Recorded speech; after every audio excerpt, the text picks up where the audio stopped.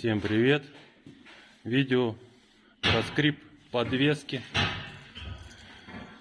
в микроавтобусах семейства Хайс. Хайс Гранвия, Гранд Хайс, Туринг Хайс, Региус, просто Хайс, Таунайс, Таунайс Нох. У всех подвеска примерно идентичная. И во время эксплуатации бывает, что возникает такой неприятный звук. Сейчас продемонстрировать попробую. Покачаю машину. Примерно такого плана. Очень неприятный звук. То есть не для тех, кто едет в машине, не для тех, кто, например, идет по двору, когда эта машина заезжает во двор. Извиняюсь, немного прервался. Позвонили, отвлекли от такой работы. Постараюсь в этом видео показать, как устранить данный неприятный звук на машинах семейства Хайс, как я уже говорил.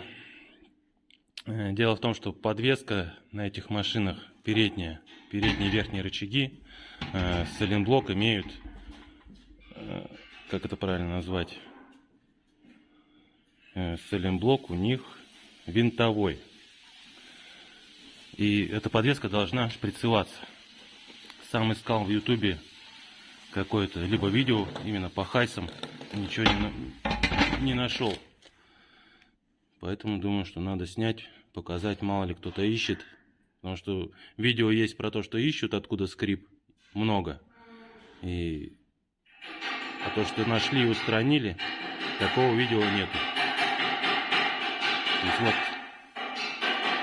сняли колесо. Тут уже видно рычаг. Правда, в процессе эксплуатации все грязно, черное, еще ничего не убирали. Немного вот снег. Пришлось через перемет ехать.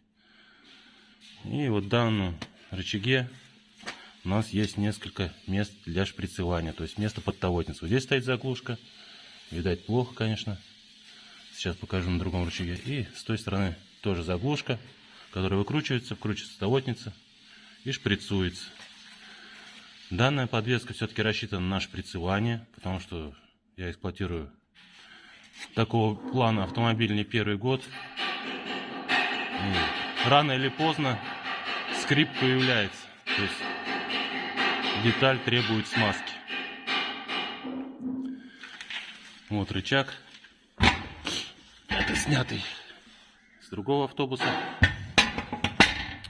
Что мы видим? Вот. Те самые винтовые сайлентблоки. То есть вот он, ось в сайлентблоках крутится.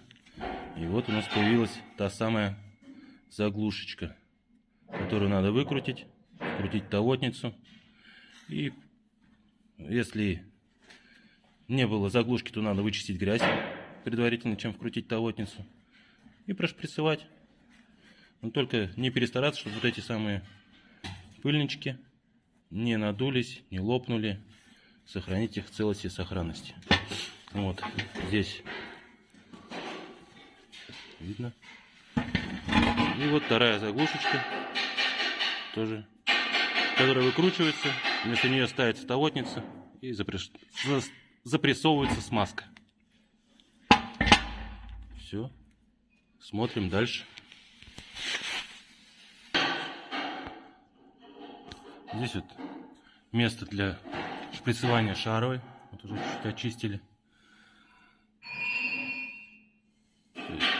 Смазки не жалеть. Как говорят, не помажешь, не поедешь. Поэтому помазал и езди с удовольствием. Вот, переместились к тесам. Попался мне на глаза рычаг. Недавно лопнул, не выдержал нагрузки. Но зато можно продемонстрировать сайлентблок винтового типа, который вот он можно выкрутить. Ну, конечно, больше он напоминает, может быть, резьбу. Все это дело выкручивается таким образом. И вот там уже появляется резьба. Ну, естественно, резьба при отсутствии смазки начинает скрипеть. Опа. Вот здесь смазки было достаточно, но не выдержал. Лопнул рычажок. Может быть, заводской брак. Может быть, из-за того, что производство немного Китай. Но именно вот так. Так, и с этой стороны смазочка.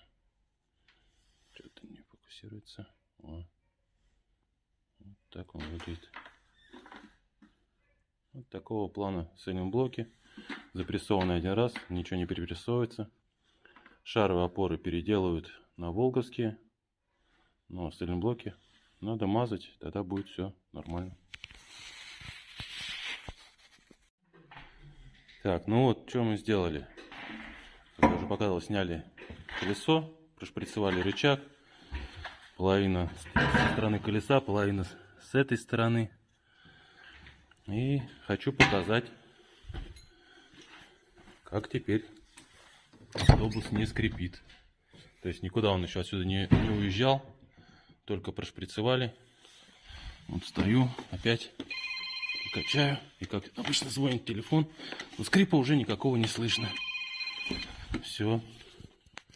Если видео кому-то было полезным, ставьте лайки. Ну, кому не полезным, дизлайки можете ставить. Без разницы.